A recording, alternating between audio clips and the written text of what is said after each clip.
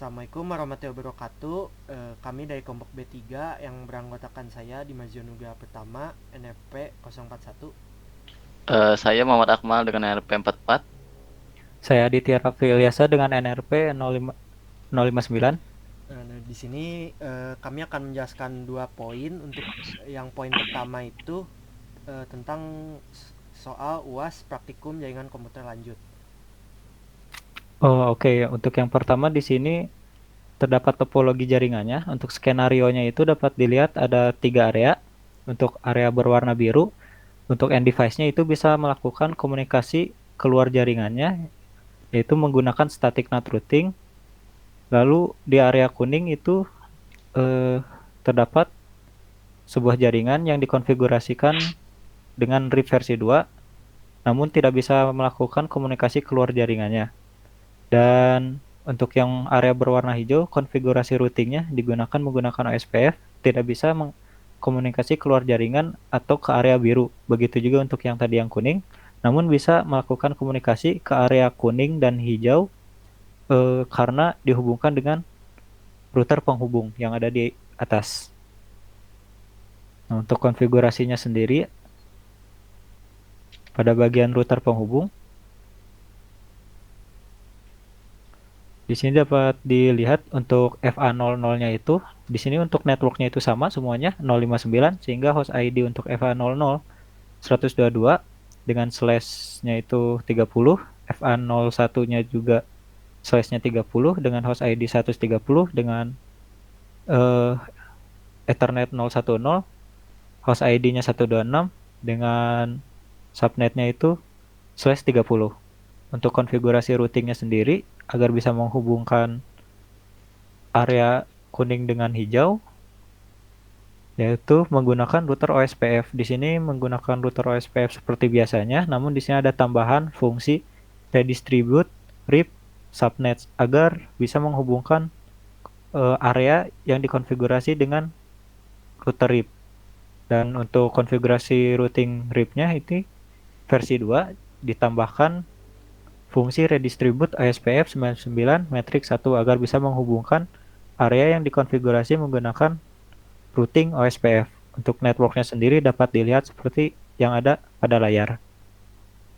Selanjutnya untuk router 1. Untuk router 1 ini, untuk konfigurasi routingnya,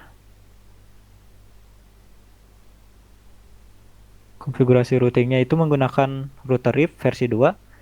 Dan pada FA01-nya itu menggunakan passive interface agar broadcast interface dalam FA01 tidak terkirim ke jaringan luar. Begitu juga untuk Ethernet yang 010.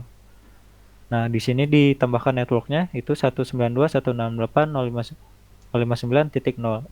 Untuk IP dari FA01, Ethernet 010 dan FA01 dapat dilihat seperti yang ada pada layar. Dengan memiliki subnet yang berbeda-beda. Ada yang slash 30, 28, dan 27. Selanjutnya untuk yang router 3 sendiri di sini menggunakan routing OSPF untuk konfigurasi routingnya dia dapat terlihat. Nah, pertama itu untuk IP address-nya hostnya itu 125 pada fase Ethernet 000 dengan subnet masknya itu 252.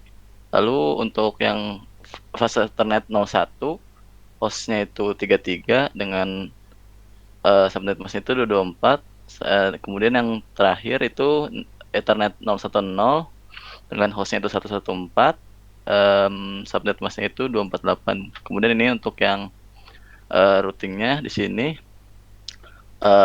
pada fase Ethernet 01 itu ditambahkan passive interface, lalu untuk yang Ethernet 010-nya juga sama ditambahkan passive Ethernet, lalu nanti ditambahkan networknya 192.168.59 area 0.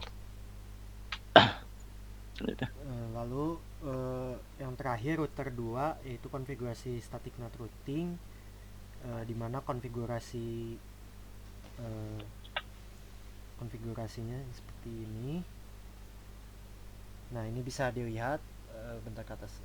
Nah, di sini bisa dilihat untuk yang konfigurasi IP address yang FA00 itu 121 dengan subnetnya size 30 atau 252. Untuk yang FA01 dan ETA010 subnetnya sama-sama size 28 dengan IP addressnya host ID-nya 82 dan 98. Nah, di sini karena tadi menurut Aditya skenarionya keluar biar si area ya end device yang di area biru bisa ngeping keluar, cuma yang keluar nggak bisa ke dalam, maka si FA00 ini kita jadikan IP NAT outside. Lalu untuk yang interface yang ke dalamnya FA01 dan ETA010 jadikan IP NAT inside. Lalu di bawah ini untuk konfigurasi IP NAT-nya, dimana nama jaringan yang FA01 itu 10, untuk yang ETH010 itu 20.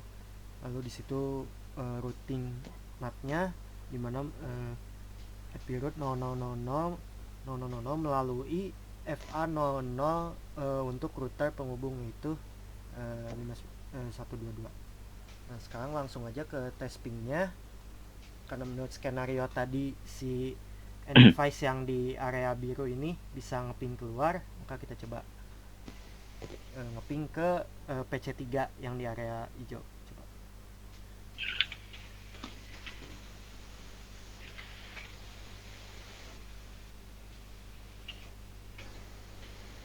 Nah, berhasil. Lalu bisa juga ngeping yang area biru, ngeping ke area kuning yang konfigurasi RIP.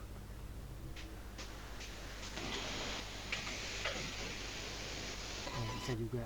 Nah, namun untuk yang jaringan yang di luar device yang di luar area biru tidak bisa ngeping ke dalam device yang di dalam area biru, seperti misalkan PC3 ini ngeping ke PC2 yang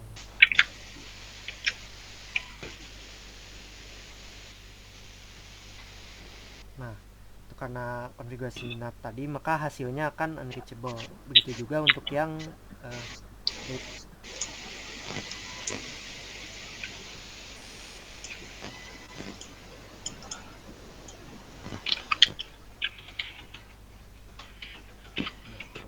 misalkan PC1 yang di area kuning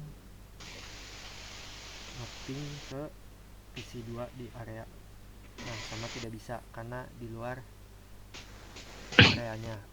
Nah, namun untuk PC yang si RIP ini karena ada router penghubung tadi yang sudah di redistribute, maka si device yang di area kuning ini bisa ngeping ke area yang 3, contohnya ke PC3 ya. Nah, ini bisa. Begitu juga harusnya yang PC3 ke PC yang di area. Nah, bisa. Oke, mungkin sekian untuk yang poin 1. Sekarang ada berikutnya kita lanjut ke poin nomor 2, yaitu laporan praktikum offline pertemuan 11. Dimana langsung saja ke bawah. Nah, di sini ada topologi jaringannya, dimana ada 3 router. Yang pertama router Red Hat, router Ubuntu, dan router Mikrotik. Nah, dimana di sini di konfigurasinya bisa dilihat, dan di sini kami tugasnya adalah mencoba supaya si end device ini dapat berkomunikasi dengan router yang dihubungkan. Langsung ke bawah. Ini untuk cara pembuatan kabelnya. Ini untuk alat-alat membuat kabelnya, alat dan bahannya. Kemudian untuk konfigurasi kabelnya sendiri, di sini untuk misalnya kita ingin berurutan dari kiri itu untuk susunannya itu yang pertama putih oranye, oranye putih hijau, biru, putih biru, hijau, putih coklat, coklat. Kemudian misalnya ingin menyusunnya dari kanan, si kabel UTP-nya ini, susunannya itu coklat, hijau, putih biru, biru, putih hijau, oranye, putih oranye. Tapi untuk susunannya itu tidak masalah kalau mau dari kiri atau kanan. Seperti itu. Selanjutnya, ini ada jadi karena tadi ada 3 router, maka si router ini dibagi tugas dari 3 anggota kami. Yang pertama, saya Dimazio akan menangani si pengujian pada router yang Ubuntu, lalu ada Muhammad Akmal yang akan menangani pengujian router Red Hat, dan Aditya Rafli yang menangani pengujian di router Mikotik. Yang pertama yang Red Hat dulu, yaitu oleh Muhammad Akmal. Untuk pengujian Red Hat sendiri yang saya uji itu masih ada sedikit kegagalan. Untuk kegagalannya sendiri itu tidak bisa menampilkan error destination host unreachable, karena untuk subnet masknya itu salah untuk dimasukkan. Seperti itu, seperti gambar di sini. Ini hasilnya itu host unreachable. Nah, seperti itu. Selanjutnya untuk yang Ubuntu. Nah, untuk yang Ubuntu itu ditangani oleh saya. Di sini hasilnya sama, si router ngeping ke end device-nya hasilnya unreachable. Diduga error ini diakibatkan karena si ujungnya itu tertukar. Jadi si kabel yang sudah dibuat tadi harusnya nyoloknya si ujung kabel itu ditukar. Nah yang terakhir ada Mikrotik oleh Aditya Rafli. Nah, untuk bagian kegagalan pada pengujian Mikrotik, yaitu tidak bisa melakukan hubungan jaringan Mikrotik terhadap end device dengan cara pengujian tesping. Ini dapat dilihat ya, hasilnya itu timeout. Nah, ini dikarenakan, dapat dilihat alasannya ada di bawah. Nah, ini dikarenakan pengujian yang dilakukan itu ke alamat network 30 host ID 27 yang adalah salah, karena seharusnya pengujian dilakukan ke alamat IP network 30 host ID 10. Dengan kata lain, intinya adalah kesalahan atau typo saat pengujian tesping.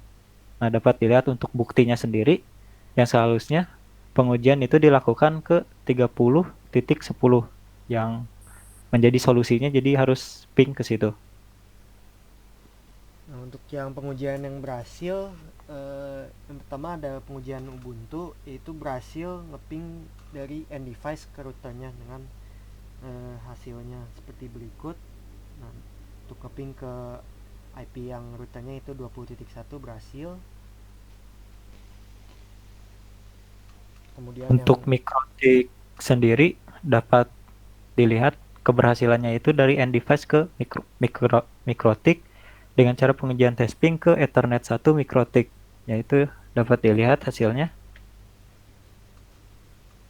Pingnya dapat melakukan reply sehingga berhasil. Baik, sekian untuk yang poin 2 dan juga sekian untuk penjelasan dari kami. Mohon maaf bila ada kekurangan. Wassalamualaikum warahmatullahi wabarakatuh.